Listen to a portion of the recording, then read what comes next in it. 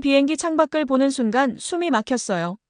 심장은 미친 듯이 뛰고 손은 떨렸죠. 전쟁의 상처가 남은 위험한 나라, 못 사는 가난한 곳이란 편견이 저를 공포로 몰아넣었어요. 더 끔찍한 건 소문으로 들은 한국의 미친 학구열이었죠. 밤새 공부하는 학생들, 자살률 1위, 살인적인 입시 경쟁, 모르는 언어, 낯선 음식, 이상한 문화에 이 지옥 같은 학업 압박까지.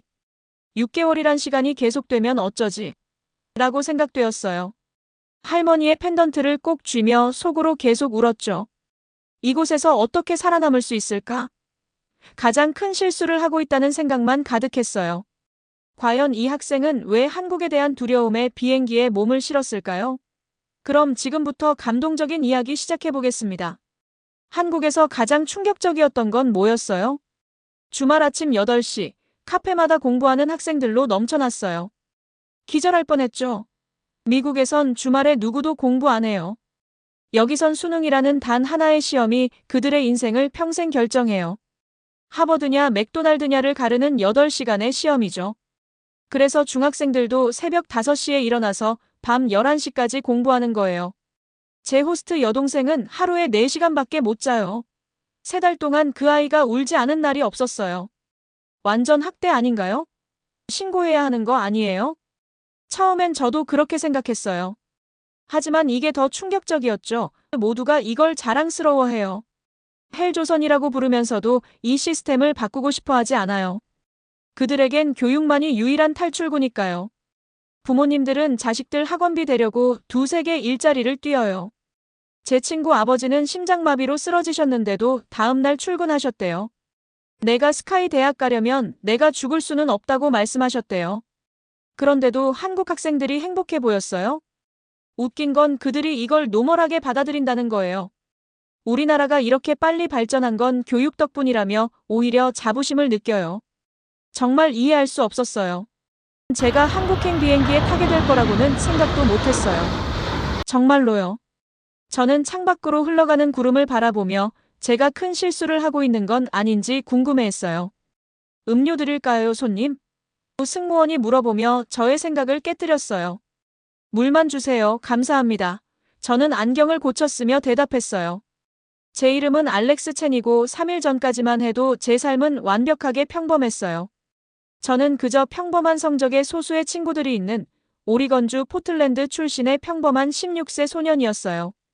특별할 것 없었죠. 그 편지가 모든 것을 바꿨어요. 저는 배낭에서 편지를 꺼내 다시 읽었어요. 사실 거의 모든 단어를 외울 정도였지만요. 두꺼운 크림색 종이가 제 손가락 사이에서 중요하게 느껴졌어요. 알렉스 첸님께 저희는 당신이 한국국제학생교환 프로그램에 선발되었음을 알려드리게 되어 기쁩니다. 어떻게 이런 일이 가능했을까요? 저는 신청조차 하지 않았어요. 제 한국인 할머니 저는 할머니라고 불렀어요가 몰래 제 이름을 제출하셨음이 틀림없었어요. 할머니는 수년간 고향 이야기를 해주셨고 산과 사원의 오래된 사진들을 보여주시고 한국어 기본 문구 몇 가지를 가르쳐 주셨어요. 내 뿌리를 알아야 한다. 할머니는 항상 눈을 반짝이며 말씀하셨어요. 한국은 내 피 속에 있단다. 하지만 할머니는 지난 겨울에 돌아가셨어요. 장례식 다음 날 저는 제 책상 위에 때가 오면이라는 메모가 붙은 작은 나무 상자를 발견했어요. 안에는 2마리의 용이 서로 얽혀있는 모양의 비추 펜던트가 있었어요. 저는 그 뒤로 매일 그것을 착용했어요. 주로 할머니와 가깝게 느끼기 위해서였죠. 저는 지금 펜던트를 만지작거리며 그 차가운 표면이 제 피부에 닿는 것을 느꼈어요. 이것이 할머니의 마지막 선물이었을까요? 할머니가 그토록 사랑했던 나라를 발견할 기회. 제 부모님은 편지가 도착했을 때 충격을 받으셨지만 여러 번의 긴 대화 그리고 몇 번의 논쟁 끝에 저를 보내기로 동의하셨어요. 엄마는 제가 혼자 여행하는 것을 걱정하셨고 아빠는 이것이 인격 형성에 도움이 될 것이라고 생각하셨어요. 두 분 모두 뉴스나 K-팝 비디오에서 본 것 외에는 한국에 대해 많이 알지 못하셨어요. 한국에 대해 뭘 알고 있어? 제가 떠난다고 했을 때 제 가장 친한 친구 제이크가 물었어요. 사실 많이 알지 못했어요. 저는 한국이 전쟁 후 분단되었다는 것을 알고 있었어요. 좋은 휴대폰과 멋진 영화를 만든다는 것도 알았어요. 할머니의 요리를 기반으로 음식이 맵고 맛있다는 것도 알았어요. 하지만 그게 전부였어요. 비행기가 난기류를 만나 흔들리며 저를 현실로 끌어왔어요. 안전벨트 신호등이 켜졌고 저는 긴장을 가라앉히기 위해 심호흡을 했어요. 제가 무슨 짓을 하고 있는 거죠? 저는 몇 가지 기본 문구 외에는 언어를 말하지 못했어요. 저는 혼자 여행해 본 적이 없었어요. 저는 한 번도 만난 적 없는 호스트 가족과 함께 살게 될 것이고 아무것도 이해할 수 없는 학교에 다니게 될 거예요. 6개월 동안이나. 제 위가 뒤틀렸고 그것은 난기류 때문이 아니었어요. 호스트 가족이 저를 좋아하지 않으면 어떡하죠? 학교 아이들이 저를 놀리면 어떡하죠? 수백만 명의 사람들이 있는 도시에서 길을 잃고 돌아갈 수 없다면 어떡하죠? 저는 제 전화기를 꺼내 다운로드한 서울의 사진들을 스크롤했어요. 빛나는 고층 빌딩들이 고대 궁전 옆에 서 있었어요. 네온으로 빛나는 거리에는 사람들로 붐볐어요. 멀리서 아름다운 산들이 솟아 있었어요. 그것은 오래된 전쟁 다큐멘터리에 나오는 한국과는 전혀 달랐어요. 기장의 목소리가 기내 방송을 통해 삐걱거렸어요. 인천국제공항으로 하강을 시작했습니다. 현지 시간은 오후 4시 30분이며 기온은 섭씨 22도입니다. 좌석으로 돌아가 주십시오. 제 가슴이 두근거렸어요. 1시간도 채 되지 않아 저는 처음으로 한국 땅을 밟게 될 거예요. 무엇을 기대해야 할지 전혀 몰랐어요. 저는 할머니가 한 번 해주신 말씀이 생각났어요. 인생의 가장 위대한 모험은 내가 편안한 영역을 벗어날 때 시작된단다. 저는 지금 확실히 제 편안한 영역 밖에 있었어요. 저는 다시 비추 펜던트를 바라보며 제 엄지로 그 매끄러운 표면을 문질렀어요. 할머니가 무슨 일을 하고 계셨는지 알고 계셨길 바라요. 저는 속삭였어요. 비행기가 구름을 뚫고 내려오자 한국의 해안선이 보였어요. 섬들이 파란 바다에 징검다리처럼 흩어져 있었고 육지로 이어졌어요. 멀리서 저는 산들로 둘러싸인 서울의 광활한 도시를 볼 수 있었어요. 아름다웠어요. 그리고 두려웠어요. 비행기 바퀴가 끼익 소리를 내며 착륙했고 현실이 저를 강타했어요. 저는 여기 있었어요. 이제 돌아갈 수 없어요. 저는 배낭을 챙기고 출구를 향해 움직이는 승객들의 줄에 합류했어요. 제가 제트웨이로 걸어갈 때 다리가 후들거렸어요. 한국에 오신 것을 환영합니다. 승무원이 미소를 지으며 말했어요. 저는 깊게 숨을 들이쉬고 미소를 지었어요. 감사합니다. 저 공항 문 너머에 무엇이 기다리고 있든 어떤 도전, 모험 또는 발견이 앞에 놓여 있든 저는 그것들에 맞설 준비가 되어 있었어요. 아니면 적어도 그렇게 되기를 바랐어요. 한 손으로는 용기를 얻기 위해 비취 펜던트를 꽉 쥐고 다른 손으로는 배낭끈을 움켜쥐고 저는 미지의 세계로 한 걸음 내딛었어요. 여행이 시작되었어요. 냄새가 저를 가장 먼저 강타했어요. 제가 공항을 나서자 길거리 음식, 자동차 배기가스, 그리고 제가 정확히 파악할 수 없는 무언가가 혼합된 냄새가 제 감각을 가득 채웠어요. 그것은 포틀랜드의 상쾌한 소나무 향기 나는 공기와는 전혀 달랐어요. 이것은 짙고 살아있고 완전히 낯선 것이었어요. 알렉스 첸? 한 여성이 군중 속에서 활기차게 손을 흔들었어요. 그녀는 저보다 키가 작았고 밝은 노란색 재킷을 입고 있었으며 제 이름이 영어와 한국어로 쓰여진 팻말을 들고 있었어요. 제가 그 사람이에요. 저는 제 캐리어를 끌며 그녀에게 다가갔어요. 한국에 오신 것을 환영해요. 저는 김 여사예요. 당신의 호스트 어머니죠. 그녀는 살짝 인사를 하고 놀랍게도 빠른 포옹으로 저를 맞이했어요. 긴 비행으로 피곤하시죠? 배고프세요? 목마르세요? 제가 대답하기도 전에 그녀는 저를 주차장에 있는 작은 은색 자동차로 안내하고 있었어요. 그녀는 영어와 한국어가 섞인 말로 계속 떠들어댔는데 저는 그녀가 말한 것의 절반 정도만 이해하면서 고개를 끄덕이고 미소를 지었어요. 서울로 향하는 드라이브는 다른 세계로 들어가는 것 같았어요. 6차선 고속도로가 제가 볼 수 있는 한멀리까지 뻗어있는 아파트 건물들의 숲을 가로질렀어요. 일부는 유리 외관으로 구름을 반사하는 세련되고 현대적인 건물이었고 다른 일부는 더 오래되어 보였으며 발코니에 세탁물이 걸려있고 위성 접시가 벽면에 붙어 있었어요. 저기가 한강이에요. 우리가 거대한 다리를 건널 때 김 여사가 가리켰어요. 넓은 강이 파란 리본처럼 도시를 가로질렀고 강둑을 따라 공원과 산책로가 있었어요. 늦은 오후 시간인데도 사람들은 운동을 하고 소풍을 즐기고 연을 날리고 있었어요. 정말 아름다워요. 저는 말했고 정말 그렇게 생각했어요. 지는 해가 물을 황금빛으로 물들이고 있었고 전체 풍경이 영화 속에서 본 것처럼 보였어요. 우리 동네를 보면 더 좋아할 거예요. 김 여사가 미소를 지었어요. 훨씬 더 아늑하거든요. 우리는 큰 길에서 벗어나 좁은 거리의 미로로 들어갔어요. 거대한 아파트 타워들이 더 작은 건물들, 밝은 간판의 상점들, 그리고 제 배를 꼬르륵거리게 만드는 음식을 요리하는 길거리 노점상들로 바뀌었어요. 여기 도착했어요. 김 여사가 5층짜리 아파트 건물 앞에 차를 세우며 발표했어요. 달콤한 우리 집이에요. 아파트는 3층에 있었어요. 3개의 침실, 작은 거실, 그리고 제가 알지 못하는 향신료 냄새가 나는 부엌이 있는 소박한 공간이었어요. 벽에는 가족 사진들과 학교 성취 증명서처럼 보이는 것들이 걸려 있었어요. 유나, 민수, 와서 알렉스를 만나렴. 김 여사가 불렀어요. 저와 비슷한 나이의 소녀가 침실 중 하나에서 나왔고 더 어린 소년이 그 뒤를 따랐어요. 두 사람 모두 가리지 않는 호기심으로 저를 바라봤어요. 안녕, 소녀가 완벽한 영어로 말했어요. 저는 유나예요. 고등학교 2학년이에요. 이 아이는 제 동생 민수예요. 중학생이에요. 민수는 공식적으로 인사를 했어요. 만나서 반갑습니다. 그는 조심스럽게 발음하며 말했어요. 만나서 반가워요. 저는 갑자기 어색함을 느끼며 대답했어요. 이제 어떻게 해야 할까요?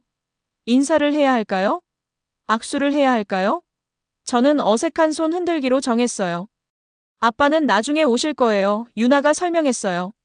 사무실에서 늦게까지 일하세요. 김 여사는 저를 제 방으로 안내했어요. 책상, 옷장, 그리고 제가 익숙한 것보다 바닥에 더 가까운 침대가 있는 작은 공간이었어요. 창문은 아래 분주한 거리를 내려다보고 있었어요. 이제 쉬세요. 그녀가 말했어요. 일 시간 후에 저녁 식사예요. 그녀가 떠나자 저는 침대에 앉았고 마침내 피로가 저를 덮쳤어요. 제가 있는 곳의 현실이 한 번에 저를 강타했어요. 저는 한국에 있었어요. 낯선 사람들과 함께 살고 있었어요. 아무것도 이해할 수 없는 학교에 다니게 될 거예요. 제가 무슨 일에 휘말렸던 거죠? 저는 제 배낭을 풀고 할머니의 사진을 책상 위에 놓았어요. 할머니의 웃는 얼굴이 저를 바라보고 있었고 저는 거의 용감해라, 알렉스. 라고 말씀하시는 할머니의 목소리를 들을 수 있었어요. 도시의 소리가 제 창문을 통해 흘러들어왔어요. 경적을 울리는 자동차들, 말하는 사람들, 근처 상점에서 흘러나오는 음악. 모든 것이 너무 달랐고 너무 압도적이었어요. 저는 잠시 눈을 감았어요. 제가 잠이 들었나 봐요. 왜냐하면 문을 두드리는 소리에 저는 깜짝 놀라 깼어요. 알렉스? 저녁 식사 준비됐어요. 유나가 불렀어요. 식탁은 제가 셀 수 있는 것보다 더 많은 음식으로 덮여 있었어요.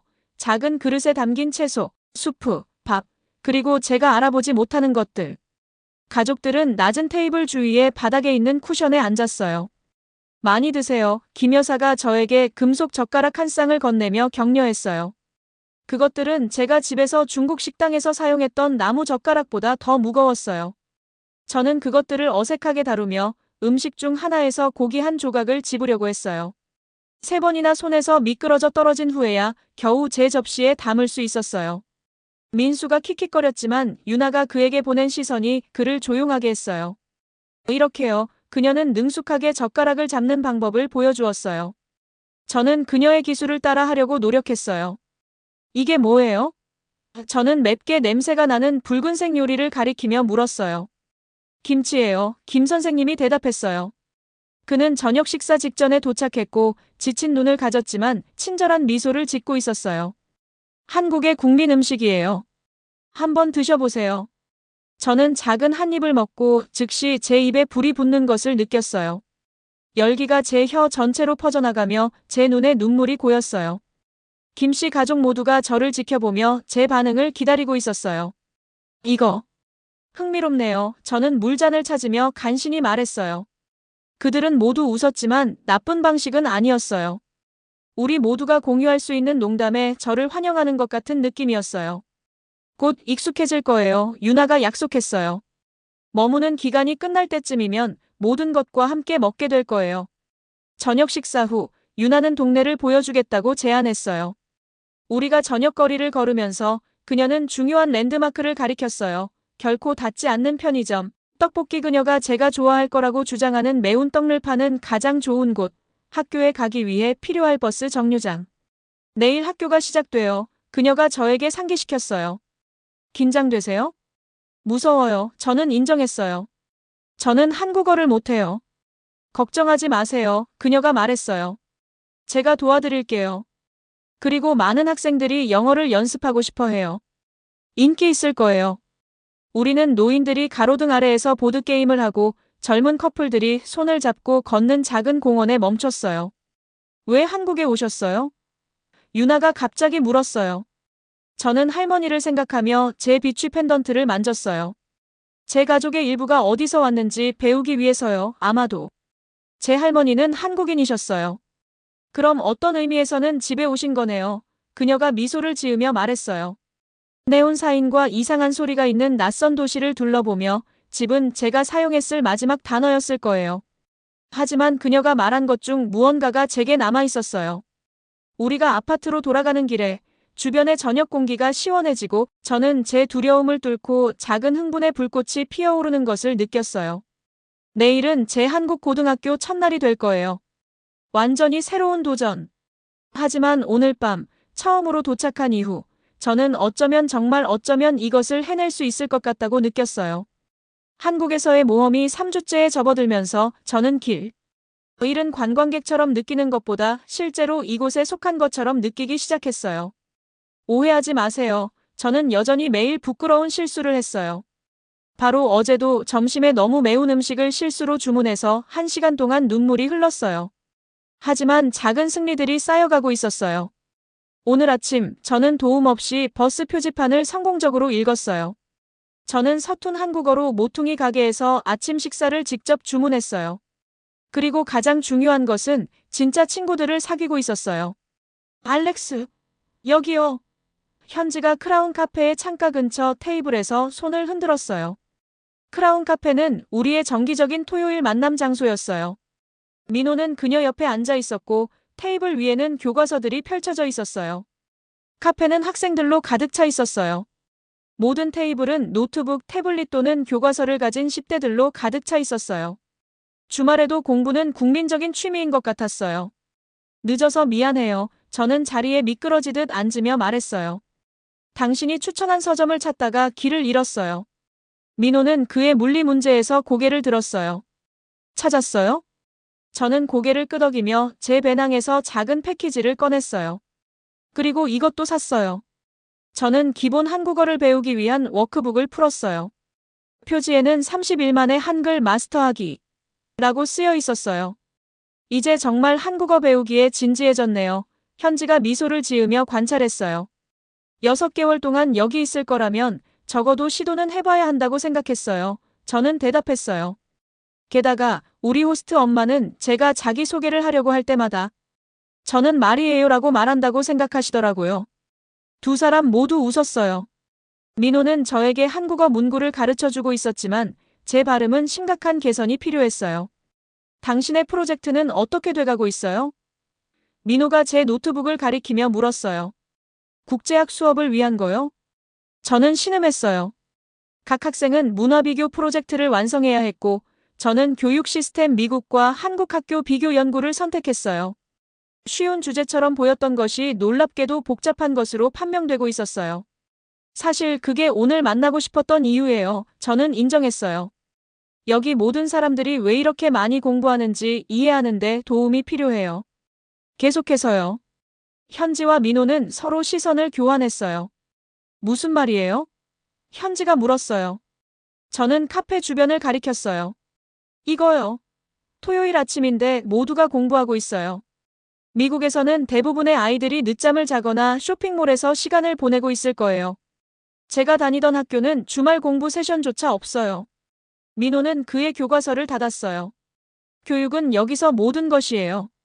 그것이 인생에서 성공하는 방법이에요. 하지만 그건 어디서나 사실 아닌가요? 저는 물었어요. 현지는 고개를 저었어요. 여기처럼은 아니에요. 한국에서는 특히 대학 입학 시험에서 학교에서 얼마나 잘하느냐에 따라 당신의 전체 미래가 달려 있어요. 수능이라고 해요. 민호가 덧붙였어요. 어떤 대학에 갈 수 있는지 결정하는 하나의 큰 시험이에요. 하나의 시험이요? 저는 충격을 감추지 못했어요. 그건 너무 큰 압박이네요. 그래서 우리는 항상 공부해요. 현지가 간단히 말했어요. 제 부모님은 제 학원비를 내기 위해 추가 일을 하세요. 저의 방과 후 학원이요. 저는 대부분의 밤에 밤 10시까지 거기에 있어요. 저는 포틀랜드에서의 제 학교 생활에 대해 생각했어요. 물론 시험을 위해 공부하고 성적에 대해 걱정했지만 이런 것은 아니었어요. 때로는 너무 과하다고 느끼지 않나요? 저는 조심스럽게 물었어요. 민호의 표정이 진지해졌어요. 때로는요. 하지만 우리 역사를 이해해야 해요. 제 할아버지는 글을 읽지 못하셨어요. 제 아버지는 가족 중 대학에 간 첫 번째 사람이었어요. 교육은 그들에게 모든 것을 바꿨어요. 제 할머니도 비슷한 이야기를 해주셨어요. 저는 할머니를 생각하며 조용히 말했어요. 할머니는 교육이 누구도 당신에게서 빼앗을 수 없는 한 가지라고 말씀하셨어요. 현지는 고개를 끄덕였어요. 맞아요. 한국전쟁 이후 우리는 아무것도 없었어요. 자원도 없고 돈도 없었어요. 오직 우리의 마음과 결단력만 있었죠. 교육이 우리나라를 재건했어요. 저는 커피를 마시며 그것에 대해 생각했어요. 단 한 세대 만에 한국은 전쟁으로 찢긴 나라에서 기술, 엔터테인먼트, 혁신의 글로벌 리더로 변모했어요. 이제 조금 이해가 되기 시작하는 것 같아요. 저는 말했어요. 그냥 좋은 성적을 받는 것에 관한 것이 아니에요. 그것보다 더 깊은 거죠. 희생을 존중하는 것에 관한 거예요. 민호가 말했어요. 그리고 더 나은 것을 만드는 것에 관한 거고요. 우리는 다음 1시간 동안 각자의 과제에 집중했어요. 제 프로젝트를 위한 메모를 작성하면서 저는 계속해서 카페 주변을 둘러보았어요. 처음에는 강한 압박으로 보였던 것이 이제는 다른 것 결단력, 회복력, 희망으로 인식되었어요.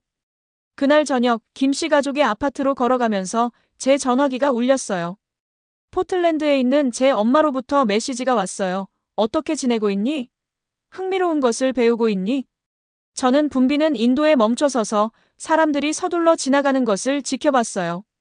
배낭을 맨 학생들, 아이들과 함께 있는 부모님들, 모두가 목적을 가지고 움직이고 있었어요. 학원들의 네온 사인이 황혼 속에서 빛나고 있었고 영어 수업, 수학 과외, 과학 준비 등을 광고하고 있었어요. 저는 어떻게 대답할지 신중하게 생각했어요. 엄마에게 말하고 싶은 것이 너무 많았어요. 여기서 교육은 단지 직업을 얻기 위한 경로가 아니라 삶의 방식이라는 것에 대해, 제가 만난 한국 학생들이 저보다 훨씬 더 열심히 일하고 있다는 것에 대해, 그것도 단지 자신을 위해서가 아니라 가족과 국가의 미래를 위해서라는 것에 대해, 대신 저는 간단히 타이핑했어요. 할머니가 항상 우리에게 말씀하시려고 했던 것을 이제야 이해하기 시작하는 것 같아요. 그런 다음 전화기를 넣고 걸음을 계속했어요. 제 배낭 속의 한국어 워크북의 무게가 편안하게 느껴졌어요. 오늘 밤 저는 한글을 1시간 더 연습할 거예요. 이제는 단지 언어를 배우는 것에 관한 것이 아니었어요. 그것은 저 자신보다 더 큰 무언가와 연결되는 것이었어요. 전쟁, 빈곤, 그리고 수많은 도전을 극복한 결단력의 정신이었어요. 아마도 그것이 한국이 저에게 하루하루 가르쳐주고 있는 진정한 교훈이었을 거예요. 해시태그 제6장 집으로 돌아오기. 포틀랜드 공항은 제가 6개월 전에 떠났을 때와 똑같아 보였지만 그 속을 걷고 있는 저는 확실히 같은 사람이 아니었어요. 알렉스. 엄마가 보안 장벽 뒤에서 미친 듯이 손을 흔들었어요. 아빠는 한국과 미국 국기로 장식된 환영합니다. 표지판을 들고 엄마 옆에 서 있었어요. 제가 게이트를 통과하자마자 그들은 저를 거의 배낭이 떨어질 뻔한 단체 포옹으로 감쌌어요. 달라 보이네. 엄마가 저를 팔길이만큼 떨어뜨리고 말했어요. 더 어른스러워졌어. 그리고 더 커졌나? 아빠가 덧붙였어요. 하지만 저는 제가 한 인치도 자라지 않았다고 확신했어요. 그냥 헤어스타일 때문이에요. 저는 더 짧아진 스타일을 손으로 쓸어넘기며 말했어요. 떠나기 전에 민호가 해보라고 설득한 유행하는 한국식 머리 스타일이었어요. 그리고 아마도 옷 때문일 거예요. 저는 유나가 서울의 유명한 쇼핑 지역인 명동에서 고르는 것을 도와준 재킷을 입고 있었어요. 공항에서 집으로 가는 길은 비현실적으로 느껴졌어요. 넓은 거리, 넓은 집들, 어디에나 있는 네온 사인의 부재 포틀랜드는 서울의 끊임없는 에너지에 비해 갑자기 너무 넓게 퍼져 있고 조용해 보였어요. 자, 모든 것을 말해봐. 엄마가 앞좌석에서 말했어요. 가장 좋아했던 부분은 뭐였어? 제가 어떻게 그것에 대답할 수 있을까요? 오늘 아침 김씨 가족과 작별 인사를 하면서 제 마음이 어떻게 동시에 깨지고 확장되었는지 어떻게 설명할 수 있을까요? 아니면 제가 두 번째 집을 떠나고 있다는 이상한 느낌을? 그냥 한 가지를 고르기가 어려워요. 저는 마침내 말했어요. 모든 것이 제가 예상했던 것과 너무 달랐어요. 그날 밤 기념품, 한국 과자, 새 옷들로 가득한 제 여행 가방을 풀고 나서 저는 침대에 앉아 전화기에 사진들을 보고 있었어요. 고대 건물들 앞에서 모두 웃고 있는 경복궁에서의 유나 가족 사진이 있었어요. 도시가 아래로 펼쳐진 엔서울타워에서 저와 함께 포즈를 취하고 있는 민호와 현지. 한국의 고대 왕국에 대해 배웠던 국립박물관으로의 현장 학습. 저는 한 특별한 사진에서 멈췄어요. 제 한국어 수업 수료증이었어요. 한글날 행사 이후 저는 외국인을 위한 주말 한국어 수업에 등록했었어요. 그 수료증은 인상적이지 않았어요. 단지 제 기초 한국어 능력을 인증하는 것뿐이었어요. 하지만 저는 그것이 터무니없이 자랑스러웠어요. 부드러운 노크 소리가 제 생각을 중단시켰어요. 엄마가 두 잔의 핫초코를 들고 들어왔어요. 시차 적응이 안 될 것 같아서 그녀는 저에게 머그잔을 건네주며 침대 옆에 앉았어요. 이야기하고 싶어? 무엇에 대해서요? 너를 그렇게 멀리 있어 보이게 만드는 것이 무엇이든. 저는 한숨을 쉬며 더 많은 사진을 스크롤했어요. 돌아오니 이상한 느낌이에요. 마치 제 일부가 여전히 한국에 있는 것 같아요. 그녀는 눈에 이해의 빛을 담고 고개를 끄덕였어요. 할머니도 서울을 방문할 때마다 똑같이 말씀하셨어. 마음이 두 곳으로 나뉘었다고. 저는 제 비추 펜던트를 만졌어요. 제 여정 내내 유일하게 변하지 않은 것이었죠. 벌써 그리워요. 음식, 붐비는 거리, 제가 사귄 친구들. 심지어 미친 공부 일정까지도요. 엄마가 웃었어요. 내가 공부가 그립다고 말하는 걸 들을 거라고는 생각도 못했어. 저도 그랬어요. 저는 미소와 함께 인정했어요. 하지만 거기 모든 사람들이 교육을 가치 있게 여기는 방식에는 뭔가가 있었어요. 그냥 좋은 성적을 받는 것에 관한 게 아니었어요. 과거를 존중하고 미래를 만들어가는 것에 관한 거였어요. 그건 할머니가 하실 법한 말이네. 이제 할머니를 더 잘 이해해요. 저는 조용히 말했어요. 할머니가 우리에게 해주셨던 한국에 관한 모든 이야기들, 너무 과장된 것처럼 보였던 것들, 아름다운 궁전들, 맛있는 음식, 친절한 사람들에 대한 이야기, 그것들은 모두 사실이었어요. 그리고 할머니가 우리에게 가르치려고 했던 모든 가치들, 교육의 중요성, 어른 공경, 열심히 일하기, 저는 한국 어디에서나 그것들을 봤어요. 그럼 임무 완수네. 엄마가 목소리에 자부심 같은 것이 묻어나며 물었어요. 무슨 뜻이에요? 할머니가 돌아가시기 전에 이 교환 프로그램을 준비하셨어. 할머니는 내가 한국 유산과 연결되기를 원하셨어. 내 자신의 그 부분을 이해하기를. 저는 충격에 빠져 그녀를 응시했어요. 할머니가 이것을 준비하셨어요? 모든 것을? 엄마는 고개를 끄덕였어요. 할머니는 내가 절대 스스로 가지 않을 거라는 걸 알고 계셨어. 너는 항상 여기서 너무 편안했거든. 할머니는 내가 잠시 불편함을 느끼길 원하셨어. 성장하기 위해. 저는 이 계시를 처리하며 베개에 등을 기댔어요. 할머니는 모든 것을 계획하셨던 거예요. 저를 편안한 영역에서 밀어내고 그냥 할머니의 이야기를 통해서가 아니라 스스로 한국을 발견하도록 강요하신 거였어요. 할머니는 교활하셨네요. 저는 마침내 미소를 짓지 않을 수 없었어요. 전략적이었지. 엄마가 정정했어요. 할머니는 내가 무엇이 필요한지 알고 계셨어. 다음 날 아침, 아직 시차에 적응하는 중이었지만 저는 일찍 일어나 동네를 산책하기로 했어요. 모든 것이 어쩐지 더 작아 보였어요. 집들, 나무들, 심지어 하늘도 덜 광활해 보였어요.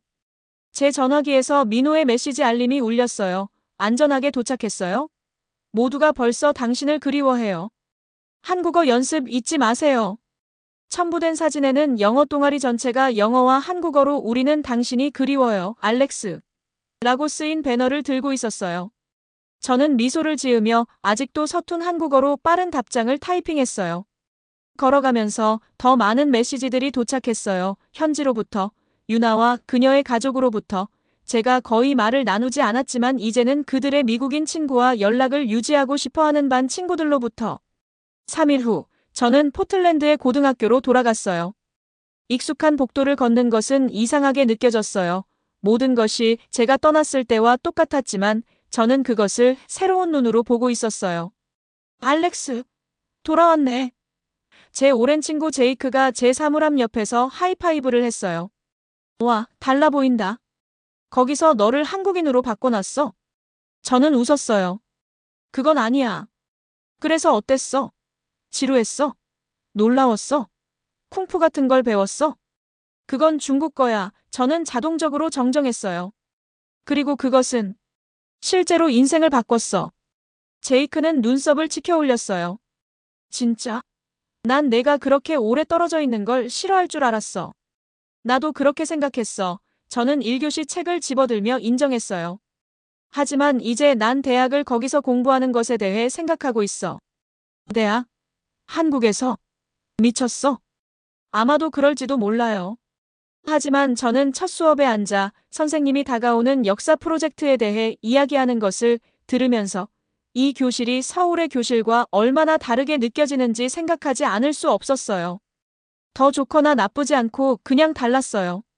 점심시간에 제 친구들은 한국에 대한 질문들을 쏟아냈는데 대부분은 그들이 본 K-팝 비디오나 한국 드라마를 기반으로 한 것이었어요. 아니, 한국에 있는 모든 사람이 아름다운 팝스타는 아니야. 저는 5번째로 설명했어요. 그리고 네, 그들은 정말로 그렇게 많이 공부해. 그리고 아니, 나는 K-팝 아이돌과 데이트하지 않았어.